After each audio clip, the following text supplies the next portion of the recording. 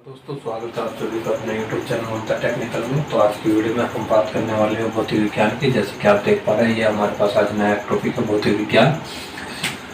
तो भौतिक विज्ञान में हम जो पढ़ रहे हैं, न्यूटन के बारे में पढ़ रहे हैं। न्यूटन नाम के एक वैज्ञानिक के बारे में, जिसने आपने सुना होगा कि पेड़ के नीचे एक बार न्यूटन बैठे थे। उन्होंने एक सेब को गिरते हुए देखा, तो उन्होंने 2-4 नियमों की खोज कर डाली। तो आज हम उन्हीं न्यूटन के बारे में जानेंगे। तो जो न्यूटन है, उनका जो पूरा नाम था, उनका पूरा नाम था आइजैक न्यूटन। कहाँ के रहने वाले थे? आइसलैंड के रहने वाले थे। उन्होंने 3 नियम दिए थे। वे 3 नियम कौन कौन से थे? पहला नियम दिया था उन्होंने, जिसे हम जड़त्व के नाम से भी जानते हैं। तो ये नियम इनको बहुत इंपॉर्टेंट है कि कौन सा नियम दिया था। जो पहला नियम था वो जड़त्व के नाम से जानते हैं, और एक अन्य नाम से जानते हैं जिसका नाम है गैलीलियो के नियम से जानते हैं। तो यानी कि पहला नियम गैलीलियो के नाम से भी जानते हैं, जड़त्व के नियम से भी जानते हैं। तो जो नियम होता है, तो कोई भी इसका जो कार्य होता है, मतलब इस नियम में क्या करना होता है, कोई भी वस्तु विराम अवस्था में तब तक रहेगी जब तक कि उस पर कोई बाह्य बल काम न करे। यानी कि यदि जैसे हमारे पास ये एक मार्कर है, तो जब तक ऐसा ही बना रहेगा जब तक इस पर दूसरा बल काम ना करे। ठीक, तो इसी चीज को इसने यहाँ बताया है।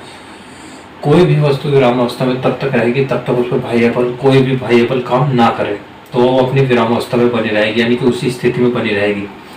इसके हमारे 3 मतलब कई सारे एग्जाम्पल है।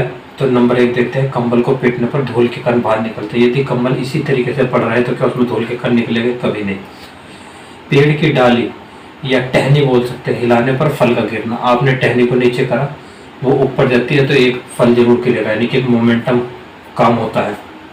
उसी प्रकार फिर नंबर 3, गाड़ी के अचानक चलने से, जो गाड़ी अचानक या तो चलेगी या रुके, तो दोनों स्थिति में क्या होगा? जब ये चलेगी तो पीछे की ओर झटका लगेगा, जब रुकेगी तो वो आगे की ओर झटका लगेगा। इसी प्रकार ये हुआ पहले नियम के बारे में। और अब हम देखेंगे नेक्स्ट दूसरे नियम के बारे में। दूसरा नियम है F = ma। किसी भी वस्तु पर लगने वाला बल उसकी दिशा में उत्पन्न त्वरण यानी कि A तथा द्रव्यमान के गुणनफल यानी कि m के बराबर होगा।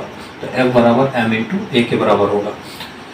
तो इसके कुछ एग्जाम्पल है। पेपर में F = m में कभी नहीं पूछा जाता। इन एग्जाम्पल में से एक एग्जाम्पल पूछा जाएगा कि निम्न में से कौन से नियम का पालन करता है। यह पालन नहीं करता। नंबर 1, कराटेबाज ईंट की पट्टी को तोड़ देता है। क्रिकेट की अपेक्षा टेनिस की जो बॉल होती है, यानी वो थोड़ी बड़ी होती है, वो थोड़ी छोटी होती है, तो उसको कैच करना आसान होता है। जो फर्श की अपेक्षा जो गद्दा होता है कि आप फर्श पर कूदते हो तो आपको चोट बहुत ज़्यादा लग जाती है, तो उस पर गद्दे पर कूदना आसान होता है क्योंकि उसका द्रव्यमान बड़ा होता है, उस पर आप में चोट भी नहीं लगेगी। यानी कि वो F = ma का पालन कर रहा होगा। कील को अधिक गहराई तक गाड़ने के लिए, अब जैसे ये मान ले हमारे पास ये कील है, ठीक, ये हमारे पास कील है और ये हमारे पास एक चम्मच है। अगर हम इस चम्मच के माध्यम से किसी कील को गाड़ते हैं तो क्या दीवार में घुस पाएगी? नहीं। यदि आप किसी ऐसी चीज़ से गाड़ोगे कि उसका जो द्रव्यमान, यानी कि दोनों चीज़ यदि सेम ना हो, यानी कि उस पर लगने वाला बल और द्रव्यमान त्वरण के इक्वल ना हो, तो वो वर्क नहीं करेगी। तो इसीलिए कील को गहराई तक ठोकने के लिए हमें किस चीज़ का प्रयोग करना चाहिए? हैमर का। हैमर का मतलब यानी कि हथौड़े का हमें प्रयोग करना चाहिए। तो नेक्स्ट देखते हैं हम इसका तीसरा नियम। तीसरा नियम जो है क्रिया प्रतिक्रिया का नियम कहलाया जाता है। जिसे हम क्रिया प्रतिक्रिया का नियम भी कहते हैं। जैसे कि बंदूक से चलने पर झटका पीछे की ओर लगता है, नाव को आगे की ओर हम धकेलते हैं लेकिन बांस जो वो पीछे की ओर धकेलता है। तो यानी कि अगर नाव को आगे को आपको चलाना है तो बांस पीछे की तरफ हो जाएगा। किनारे पर यदि आप हो और नाव बिल्कुल किनारे पर आने वाली, यदि आप पूछते हो तो जो आपकी नाव हो पीछे साइड चली जाएगी। कुएं से पानी को खींचते समय रस्सी टूटने पर मनुष्य पीछे की ओर गिर जाता है। यानी कि यदि कोई भी पानी निकाल रहा है तो वो पीछे की ओर गिर जाएगा, यानी कि वो क्रिया प्रतिक्रिया का नियम है। फॉर एग्जाम्पल, यदि आपके किसी ने थप्पड़ मारा, बदले में आप उसको उतनी ही रफ्तार से थप्पड़ मारते, तो ये भी क्रिया प्रतिक्रिया का नियम है। ऐसे ही बहुत सारे तमाम एग्जाम्पल हैं। तो आज के लिए इतना ही।